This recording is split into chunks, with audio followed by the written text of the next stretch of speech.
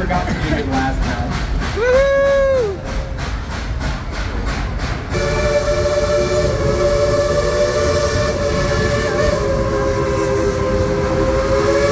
This engine and others just like her. And up to 34 different trains a day ready to support road construction. In only 9 months, what seemed impossible became possible with all the proud of all of it. Let's move them on, Randy.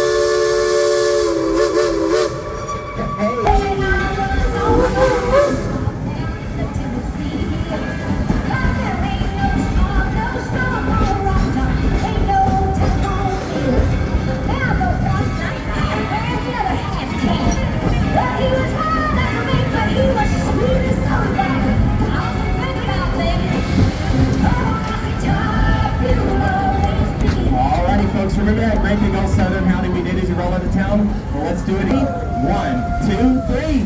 Howdy! Howdy! Come on, everyone. Let's be the loud.